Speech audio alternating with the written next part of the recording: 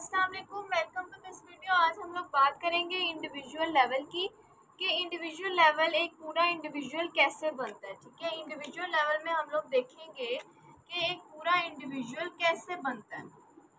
Individual क्या होता है? एक पूरा ऑर्गेनिज्म। इंडिविजुअल क्या होता है? एक पूरा ऑर्गेनिज्म मतलब किसी भी स्पीशी का एक मेंबर, जब एक पूरा मेंबर एक पूरा ऑर्गेनिज्म बन जाता है तो हम उसको क्या कह देते हैं? Individual organism. एक कंप्लीट ऑर्गेनिज्म भी कह सकते हैं इसको, या फिर हम इसको कह सकते हैं कि member of any species, member of a species. ठीक है, तो उसको हम लोग कह देंगे कि वो क्या होता है? इंडिविजुअल। अब इंडिविजुअल बनता कैसे है? ठीक है, इंडिविजुअल हम देखेंगे कि जब हमारी या किसी भी ऑर्गेनिज्म की बॉडी के अंदर जितने भी ऑर्गन एंड ऑर्गन सिस्टम्स होते हैं, ऑर्गन एंड ऑर्गन सिस्टम्स होते हैं,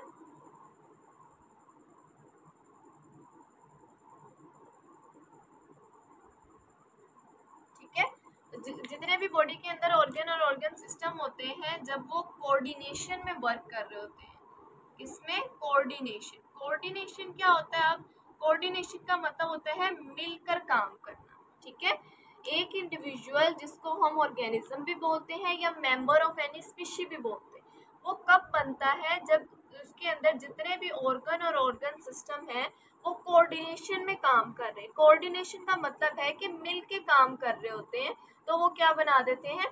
कंप्लीट इंडिविजुअल। हमारी बुक में एक एग्जांपल दी गई है, हम उसको देखते हैं कि किस तरीके से सिस्टम्स आपस में कोऑर्डिनेशन में या मिल के काम कर रहे होते हैं। अब जैसे फॉर एग्जांपल हम देखते हैं, एक है रेस्पिरेटरी सिस्टम, ठीक है, रेस्पिरेटरी सिस्टम, और दूसरी तरफ है हमारे पास सर्कुलेटरी सिस्टम, सर्कुलेटरी सिस्टम। ठीक है, और अगर हम कहें कि एक मस्कुलर सिस्टम या जो मसल्स हैं वो काम कर रहे हैं, तो उनके काम करने की वजह से ये तीनों किस तरीके से, ये दोनों किस तरीके से इसके साथ कनेक्टेड होते हैं या मिलके काम करते हैं, वो अभी हम देखते हैं। जैसे फॉर एग्जांपल अगर हम बात करें कि एक पर्सन है वो एक्सरसाइज कर रहा है या कोई भी हार्ड वर्क कर रहा है, ठीक है, तो क्या होगा? उसके मसल्स वर्क कर रहे हैं, जाहिर सी बात है। जब कोई एक्सरसाइज कर रहा होगा तो क्या चीज़ वर्क कर रही होगी? मसल्स वर्क कर रहे हैं।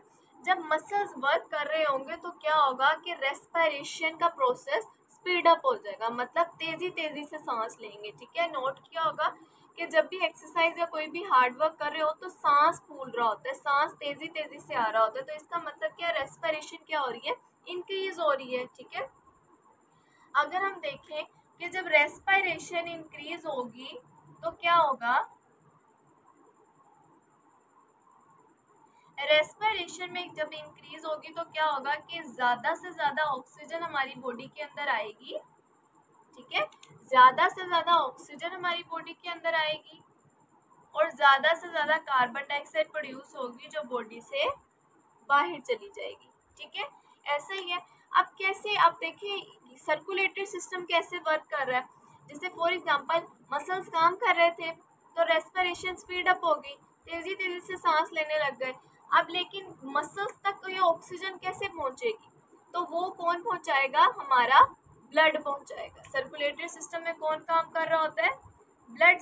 ठीक है, ब्लड सर्कुलेट हो रहा होता है हमारी बॉडी में।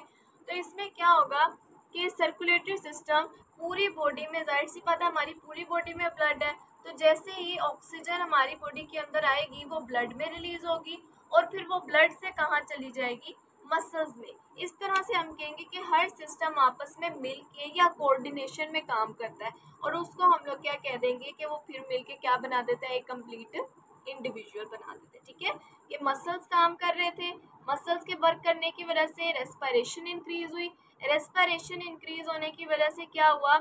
ऑक्सीजन ज़्यादा से ज़्यादा बॉडी के अंदर एंटर हुई। ठीक है, अब उस ऑक्सीजन को मसल्स तक कौन पहुंचाएगा? सर्कुलेटरी सिस्टम, मतलब ब्लड के थ्रू पहुंचेगी। तो इस तरह से सारे सिस्टम्स के आपस में मिल के काम कर रहे हैं। ठीक है।